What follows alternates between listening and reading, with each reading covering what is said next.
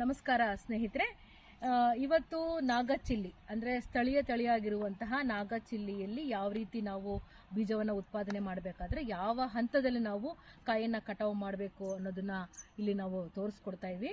ನಾಗಚಿಲ್ಲಿ ಅನ್ನೋದೇನಿರುತ್ತೆ ಅದು ದಪ್ಪ ತೊಗಟೆ ಆಗಿರುತ್ತೆ, ಹಾಗಾಗಿ ಅದು ಗಿಡದಲ್ಲಿ ಸಂಪೂರ್ಣವಾಗಿ ಒಣಗೋದಿಲ್ಲ. ಮತ್ತೆ ಯಾವ ಹಂತದಲ್ಲಿ ನಾವು ಹಣ್ಣುಗಳನ್ನ ಕಿತ್ತರೆ ನಮಗೆ ಉತ್ತಮ ಗುಣಮಟ್ಟದ ಬೀಜಗಳನ್ನ ಪಡಿಬಹುದು ಅನ್ನೋದನ್ನ ನಾವಿಲ್ಲಿ ತಿಳಿಸ್ಕೊಡ್ತಾ ಇದೀವಿ. ಇಲ್ಲೇನಾಗುತ್ತೆ ಅಂದ್ರೆ ಮೊದಲಿಗೆ ಕಾಯಿ ಹಸಿರು ಬಣ್ಣ ಬರುತ್ತೆ, ಹಸಿರು ಬಣ್ಣ ಇರುತ್ತೆ, ಈ ರೀತಿ ಹಸಿರು ಬಣ್ಣ ಇರುತ್ತೆ. ತದನಂತರ ಅದು ಕೇಸರಿ ಬಣ್ಣ ಆಗುತ್ತೆ. ಇಲ್ಲಿ ನೋಡಿ, ಇದು ಕೇಸರಿ ಬಣ್ಣ ಆಗುತ್ತೆ. ಕೇಸರಿ ಬಣ್ಣ ಆಗಿದ ನಂತರದಲ್ಲಿ ಅದು ಸಂಪೂರ್ಣವಾಗಿ ಗಿಡದಲ್ಲೇನೆ ಕೆಂಪು ಬಣ್ಣ ಆಗೋದಕ್ಕೆ, ಕೆಂಪು ಬಣ್ಣಕ್ಕೆ ಸಂಪೂರ್ಣವಾಗಿ ತಿರುಗುತ್ತೆ. ಇಲ್ಲಿ ನೋಡಿ, ಇಲ್ಲಿ ನೋಡ್ಬೋದು, ಇಲ್ಲಿ ಹಸಿರು ಕಾಯಿ ಇದೆ, ಇಲ್ಲಿ ಕೇಸರಿ ಬಣ್ಣದಿದೆ, ಮತ್ತೆ ಸಂಪೂರ್ಣವಾಗಿ ಕೆಂಪಾಗಿರುವಂತದ್ದು ಕಾಯಿನ ನೋಡಬಹುದು.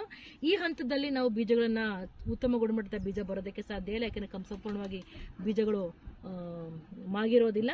ಮತ್ತೆ ಈ ಹಂತದಲ್ಲೂ ಕೂಡ ಬೀಜಗಳು ಸಂಪೂರ್ಣವಾಗಿ ಮಾಗಿರೋದಿಲ್ಲ. ನಾವು ಈ ಹಂತದಲ್ಲಿ ಬೀಜಗಳನ್ನ, ಹಣ್ಣನ್ನ ಕಿತ್ತು ಬೀಜಗಳನ್ನ ತೆಗೆದ್ರೆ ಏನಾಗುತ್ತೆ ಅಂದ್ರೆ ಬೀಜಗಳು ಬೇಗ ಹಾಳಾಗ್ತವೆ, ಅಂದ್ರೆ ಹೆಚ್ಚು ದಿನ ಶೇಖರಣೆ ಮಾಡೋದಕ್ಕೆ ಬರೋದಿಲ್ಲ. ಅದೇ ನೋಡಿ, ಗಿಡದಲ್ಲಿ ಸಂಪೂರ್ಣವಾಗಿ ಈ ಹಂತದಲ್ಲಿ, ಸಂಪೂರ್ಣ ಕೆಂಪು ಆಗಿರುವಂತ ಹಂತದಲ್ಲಿ ನಾವು ಕಾಯಿಗಳನ್ನ ಕಿತ್ತು ಬೀಜಗಳನ್ನ ನಾವು ಇದರಿಂದ ತೆಗೆದ್ರೆ ಸುಮಾರು ಒಳ್ಳೆಯ ಗುಣಮಟ್ಟದ ಒಂದು ಬೀಜಗಳನ್ನ ನಾವು ಪಡಿಬಹುದಾಗಿರುತ್ತೆ.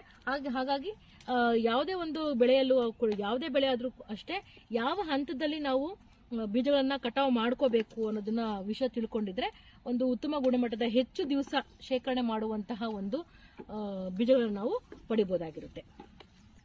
ನೋಡಿ, ಈ ರೀತಿಯಾದಂತಹ ಸಂಪೂರ್ಣ ಕೆಂಪಾಗಿರುವಂತಹ ಬೀಜಗಳ ಕಾಯಿಗಳನ್ನ ನಾವು ಕಿತ್ತು, ಇದನ್ನ ನಾವು ತಕ್ಷಣನೇ ಅವಾಗ್ಲೇನೆ ನಾವು ಕಾಯನ್ನ ಹೋಳ್ ಮಾಡಿ ನಾವು ಬೀಜಗಳನ್ನ ತಕೋಬಹುದು. ಇಲ್ಲಾಂದ್ರೆ ಸ್ವಲ್ಪ ಒಣಗಿಸಿ ತದನಂತರ ಕೂಡ ನಾವು ಬೀಜಗಳನ್ನ ಶೇಖರಣೆ ಮಾಡಬಹುದು. ಧನ್ಯವಾದಗಳು.